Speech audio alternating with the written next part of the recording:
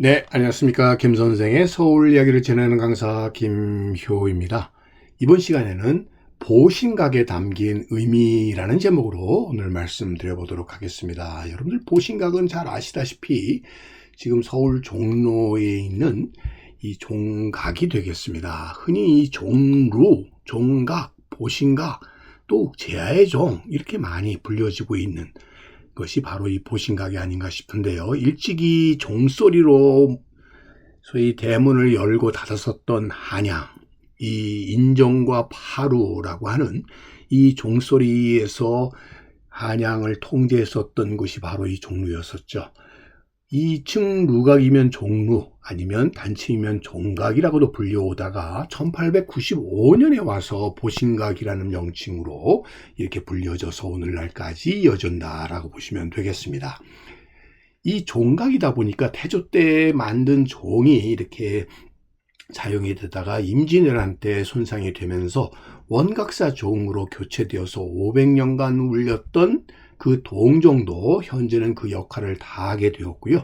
1979년에 새로 지은 보신각에 1985년에 새로 주조한 종이 현재는 종각으로서의 그 기능을 하고 있다라고 보시면 되겠습니다. 일찍이 지금 파고다공원 가까이 있었던 청운교에 있었던 이 종을 옮겨와서 종로 일가 지금의 종각 근처에 종루가 설치가 되었었고, 자, 그래서 1층의 형태를 갖고 있었던 종각의 모습을 우리가 이렇게 볼 수가 있겠습니다. 자, 이런 종각의 형태가 쭉 쓰여지다가 보신각으로 이렇게 명칭이 바뀌어서 20세기에 저희 보신각으로 쭉 불려져 오늘날까지 이어져 오고 있다라고 보시면 되겠는데요. 그러다 보니까 종각이 있는 길에서 종로라고 하는 명칭이 지금도 여전히 사용이 되고 있다라고 보시면 되겠습니다.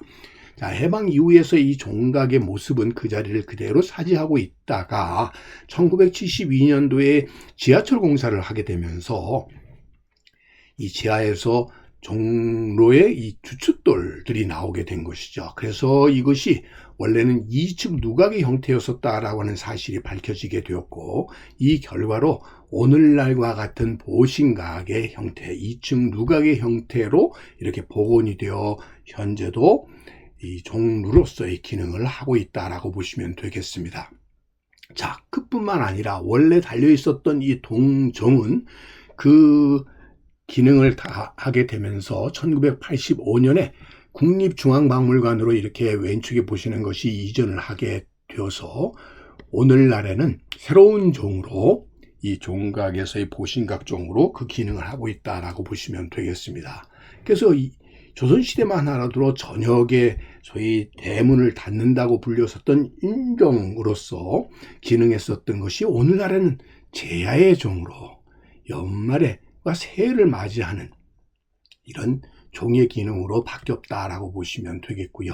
늘 그 시기만 되면 이 보신각의 종이 늘 뉴스의 중심에 서게 되는 이유가 그것 때문이라고 보시면 되겠습니다. 현재의 보신각 현판이라고 하는 것은 일찍이 고종이 친필, 어필이었었던 것이 이것이 한국정전으로 파괴되고 난 뒤에 이승만 대통령의 글씨로 오늘날 소위 모각돼서 전해지고 있다 이렇게 알려져 있습니다. 그러면 여러분들이 이 보신각이 원래 담긴 의미는 뭘까 한번 생각을 해보게 되는데요. 원래는 종각 종루라고 불리우다가 1895년에 고종에 의해서 보신각이라고 하는 이름이 전해지게 되었는데, 이를 놓고 전통적인 음양 오행설에 따라서 동서남북 중에 소위 그 오행인 인예지 신에 의해서 소위 대문이 이름이 정해졌다 라는 이런 주장이 가장 많이 지금 보편화된 얘기가 아닌가 싶습니다. 그래서 동대문은 흥인문, 서대문은 돈의문, 남대문은 숭례문, 북쪽문은 홍지문이니 중앙은 인의예지 신이라서 보신각이다. 이런 주장이 첫 번째 일반적으로 받아들여지고 있는 의미라고 보시면 되겠고요. 두 번째 의미로 들 수 있는 건 이렇게 방위가 중요한 거 아니라 조선시대의 건물의 이름이라는 것은 기능과 관련이 깊다는 거죠. 그래서 천문을 관측하는 것은 흠경각이고 물시계를 설치한 건물을 보루각이라고 얘기하는 것처럼 신이라고 하는 것, 믿을 신이라고 하는 것은 시간의 미덕이고, 그래서 보신각은 시간을 널리 알리는 건물이라는 뜻이다라고 하는 것이 이 건물이 갖고 있는 기능을 가장 중시하는 담은 의미라고 얘기할 수가 있겠습니다. 그러나 특별히 1895년에 고종이 이 종각의 이름을 이렇게 보신각으로 바꾼 데에는 또 다른 의미가 있지 않겠느냐 하는 해석이 되겠습니다.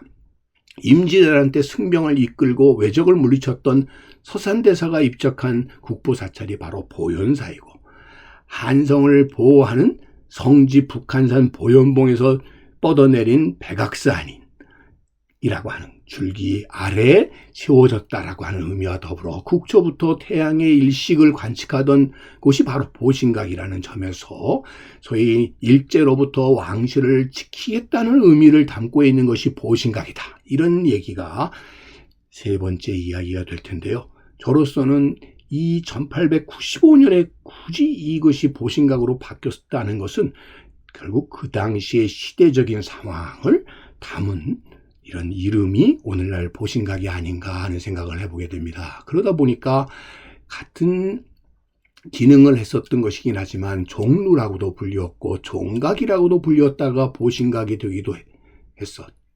오늘날까지 전해져 내려오는 것은 그 속에는 이렇게 삼각산 보현봉 아래에 소위 이 한양 도성의 중심에 결국 이 도시를 지키고 통제하는 하나의 기능을 했었다라고 하는 점에서 오늘날의 이런 보신각이라는 명칭으로 쓰여져 오다가 1929년에 소위 일제강점기 때 소위 제야의 종소리라고 하는 것을 통해서 새해의 안녕을 기원하는 의미로 이렇게 바뀌어 나가서 오늘날까지 전해오게 되었다라고 보시면 되겠습니다.